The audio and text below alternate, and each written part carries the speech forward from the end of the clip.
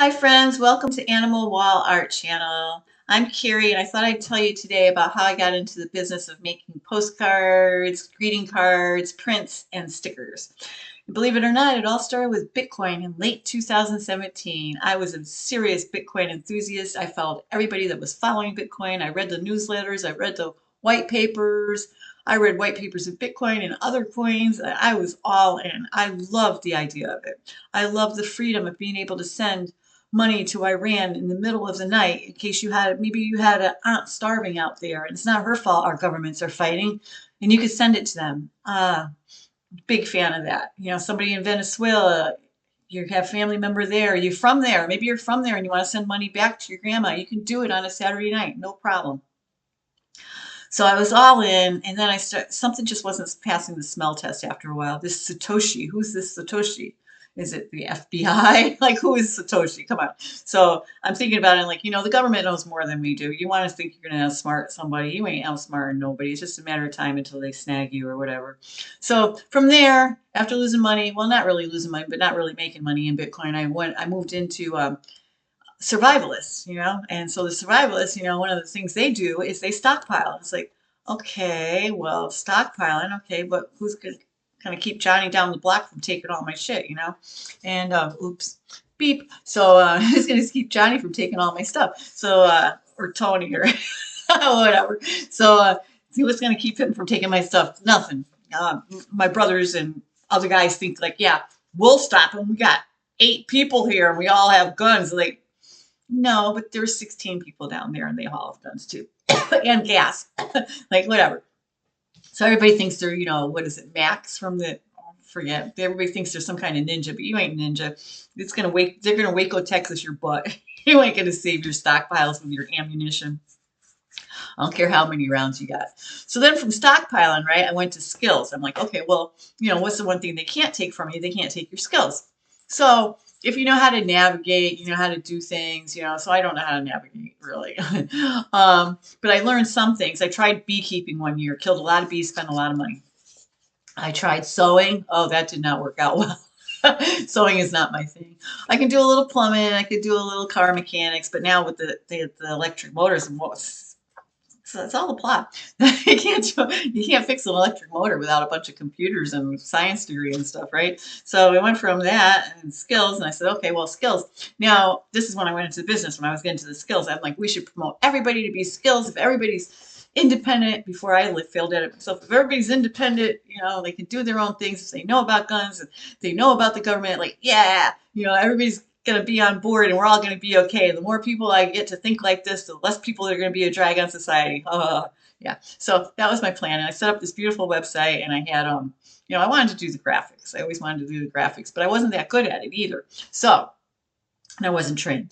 So that made me doubt myself. But I said, oh, well, anybody can do the t-shirts. They're simple. You can buy a design and you can totally buy a design legally, buy it legally with your paper. So it's totally legit. And then you put your sayings around it or whatever, or combine a couple of drawings. So easy peasy, I could do that. So I did that. And I had a really, I say, a beautiful site. It was gorgeous. The site worked perfectly. Actually, I forgot the first site I did on WordPress with a bunch of plugins, and it was like, then it looked really great from behind, and then I put it on the web, and it was like 1 Mississippi, 2 Mississippi, 16 Mississippi. Like my stuff ain't loaded, so it's not loading. So I redid the whole thing, got it back up, and it's working beautiful. So I'm starting to show people it's working great. Well, now it's 2020.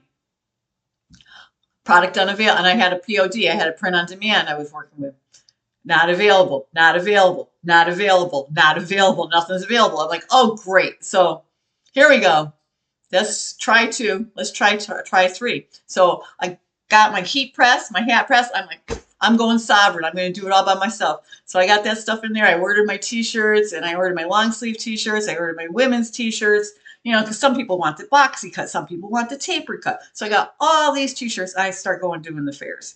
And I do the fairs and I'm proud of myself. I brought hundreds of t-shirts, right? I got them up to 3XL. I got them extra small to 3XL, maybe 2XL. Maybe I didn't even do 3. And that would have been great where I was living before. But now I'm up here in big boy country and they're asking me for 5XL. So I'm like, no, I don't have a 5XL. dudes. Like, so okay, fine. So I don't have these big boy things. And plus, really, there's a few that they like. They liked a few of the designs, but like a lot of them they didn't really like because I'm preaching to the choir up here. Like they're already have all their Second Amendment. They have their Second Amendment gear, Second Amendment T-shirts like better than mine. They've been doing this. They've been grown up doing this. This is a whole different place than where I started this from.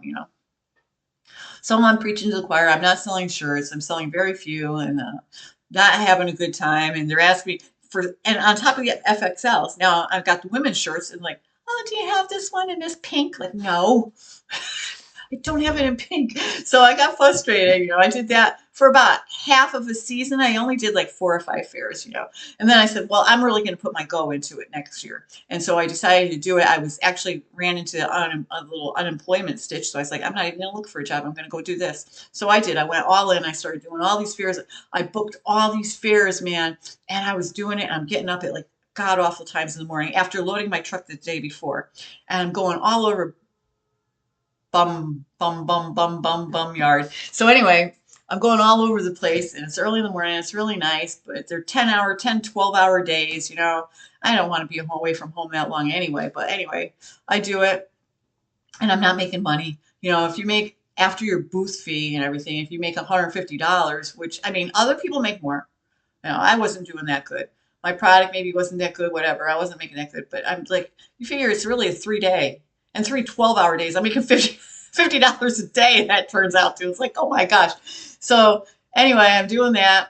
And then I said, okay, well, I'll try to do some other, because now I'm all in. So I'm like, well, let me try some other products. So I tried some coasters, stickers, no, what kind of cards did I do? Christmas cards. I did Christmas cards. I did Christmas cards, stickers, and that was okay. But you have to sell a lot of them to make money. Coasters. I was selling some coasters, but I liked doing that. It still wasn't really working out fair wise, but I liked doing it.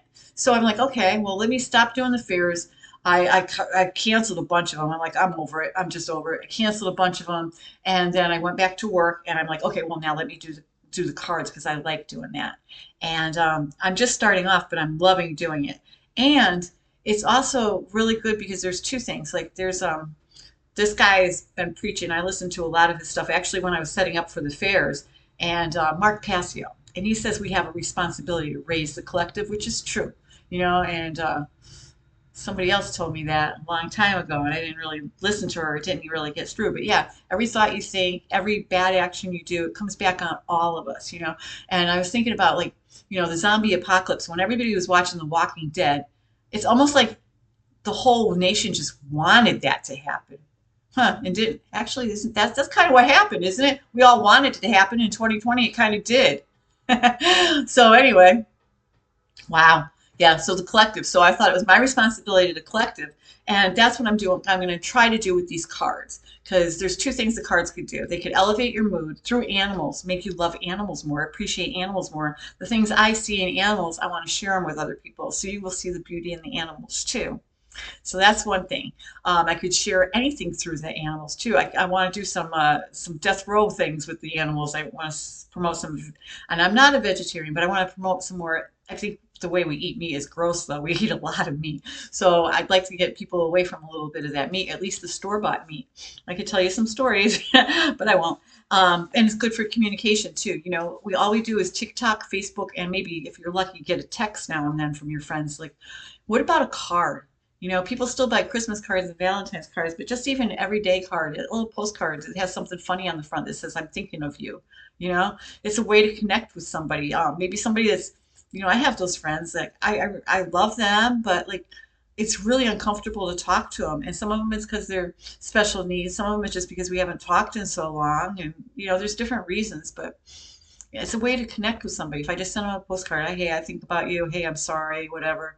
So I thought, the art, the love of animals, communicating my idea, communicating your ideas, and communicating with other people.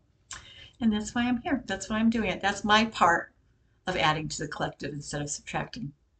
Hope you enjoy your day. Thanks for watching.